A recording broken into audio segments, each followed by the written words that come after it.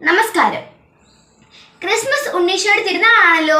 നമുക്ക് വേണ്ടി മനുഷ്യരായി നമ്മൾ ഓരോരുത്തരെയും ദൈവമക്കളാക്കാൻ ഈശോ ഭൂമിയിലേക്ക് വന്നതിന്റെ ഓർമ്മ ദിനമാണ് ക്രിസ്മസ്. ഗലീലയിലെ ബെത്ലഹേമിൽ പരിശുദ്ധ കന്യാമറിയത്തിൽ നിന്ന് ഉണ്ണീശോ പിറന്നു. ഈശോയ്ക്ക് ജനിക്കാൻ ഒരിടം പോലും കിട്ടാതെ അങ്ങനെ നമ്മുടെ രക്ഷകൻ പിറന്നു. ക്രിസ്മസ് ദിനത്തിന്റെ സ്നേഹമാണ് നമ്മളെ ഓരോരുത്തരെയും സ്നേഹിക്കുന്ന ദൈവം, നമ്മുടെ കൂടെ നടക്കുന്ന ദൈവം, നമ്മളെ രക്ഷിക്കാൻ ദൈവം മനുഷ്യനായി ഇതിന്റെ ഓർമ്മയാണ് ക്രിസ്മസ്. ദൈവമക്കളായ നാം എങ്ങനെയാണ് ക്രിസ്മസ് ആഘോഷിക്കേണ്ടത്? നമുക്കറിയാം. ക്രിസ്മസ് ദിവസങ്ങളിൽ നമ്മൾ നമ്മുടെ വീടുകളെല്ലാം അലങ്കരിക്കും, പുൽക്കൂടുണ്ടാക്കും, നക്ഷത്രങ്ങൾ തൂക്കും, പുതിയ ഉടുപ്പുകൾ വാങ്ങിക്കും. ഞാനൊന്ന് ചോദിക്കട്ടെ, ഇത് മാത്രമാണ് ക്രിസ്മസ്? ഇങ്ങനെ മതിയോ ക്രിസ്മസ്? ക്രിസ്മസ് നമ്മുടെ ഹൃദയത്തിലും ജീവിതത്തിലുമാണ് ഉണ്ടാകേണ്ടത്.